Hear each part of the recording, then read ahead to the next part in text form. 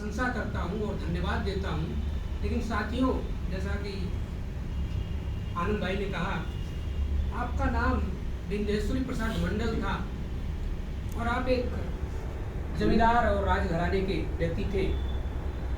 अपने शिक्षा दीक्षा के दौरान फिर इसके बाद जब इन्होंने बिहार जैसे प्रांत के मुख्यमंत्री बने, अभी घटना एक सुकुमार भाई बता रहे थे कि बरौनी रिफाइनरी से तेल का रिसाव हुआ और वो तेल, चूँकि बरौनी शहर ऐसा है, वो गंगा जी के किनारे, नदी के किनारे बसा, वो सारा रिफाइनरी का जो तेल गया वो नदी में चला गया और किसी ने या किस कारण से उस पर आग लगी, तो जो सतह पे तैर रहा था जलने लगा। तो विनोदानंद झा एक वहाँ के नेता थे, उन्होंने कहा कि जब शूद्र ही गद्दी पर बैठेगा, राजपाट करेगा, तो गंगा में आग लगेगा ही लगेगा। ये ईश्वर को भी कबूल नहीं है कि शूद्र गद्दी पर बैठे। इसके बाद जब मंडल कमीशन गठित होता है तो आपके अथक प्रयास से तमाम जातियों को जोड़ करके, तमाम लोगों के यहाँ जा करके लोगों को एक वर्ग में, एक वर्गीय भावना के तहत लोगों को जोड़ा और देखा कि कैसा इनका जीवन है, कैसे इनको एक सुविधा के अंतर्गत लाया जाए, कैसे इनके प्रतिनिधित्व बढ़ाया जाए, कैसे इनको प्रतिनिधित्व दिया जाए। बढ़ाने की तो बात ही नहीं, दिया कैसे जाए। फिर वो जब कमीशन अपनी रिपोर्ट देती है, काफी दिनों तक वो रिपोर्ट पड़ी रहती है, सबको पता है। उसी दौरान तमाम नेताओं ने, चाहे वो शरद जी हों, लालू जी हों, रामविलास पासवान जी हों और तमाम नेताओं के एक संयुक्त प्रयास से वो आरक्षण लागू होता है। वो कमीशन की 2 रिपोर्टें लागू होती हैं और इसके बाद जब आरक्षण मिलता है, आज आपकी स्थिति क्या है ये शायद हमको आपको अच्छे से पता है, क्योंकि हम आप पढ़े लिखे हैं।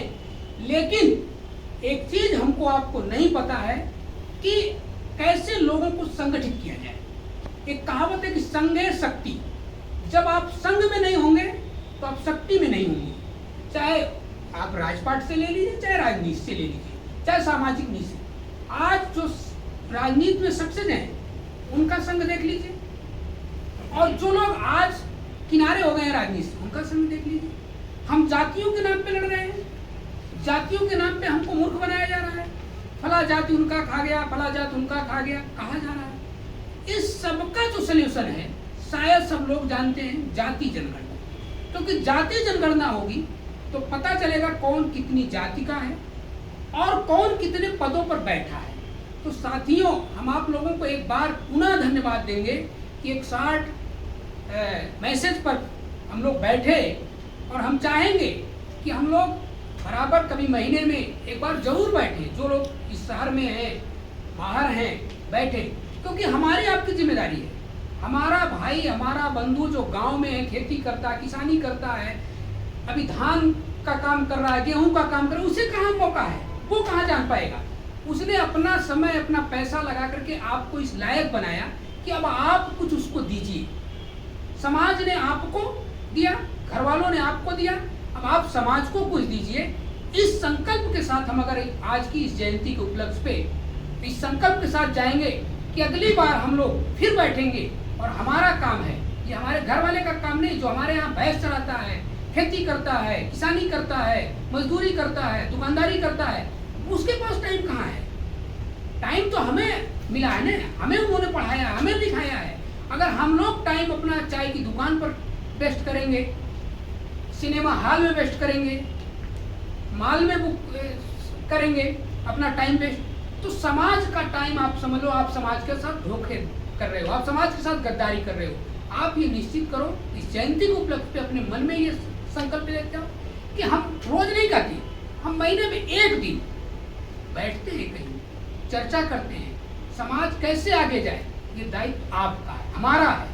ये दायित्व हमारे घर जो बैठे लोग हैं, हमारे जो साथी हैं, हमारे माँ बाप हैं, हमारे भाई बंधु हैं जो खेती किसानी कर रहे हैं, इतना इतना कने में टहल रहे हैं, फटे कपड़े पहने, उनकी जिम्मेदारी नहीं। उन्होंने आपको जागरूक इसलिए बनाया, इसलिए पढ़ाया, इसलिए आपको आगे बढ़ाया कि अब समाज को आगे ले जाने की जिम्मेदारी आपकी है। और कहीं ना कहीं हम इस जिम्मेदारी को निर्वहन करने में चूक रहे हैं। ये हमें आपको सोचना पड़ेगा कि हम 28 दिन महीने में 29 दिन अपने को अपने तमाम कामों को दें, लेकिन एक दिन कम से कम समाज को जरूर दें। मैं इसी आशा और विश्वास के साथ आप लोगों से ये कहूँगा कि मन में एक संकल्प लेके जाइए कि महीने में एक दिन समाज के साथ बैठिए, समाज को बनाइए। जब समाज बनाएंगे तो सारी समस्याओं का हल हो जाएगा।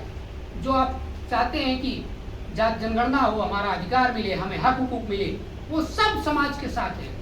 जब आप समाज को समूह में परिवर्तित कर लेंगे, आपसे कोई शक्तिशाली नहीं है। फिर वही कहावत की संगे शक्ति, जब आप शक्ति में आओगे तो राजनीतिक शक्ति में आओगे, समाज शक्ति में आओगे, आर्थिक शक्ति में आओगे, शिक्षा में आओगे, सब कुछ में।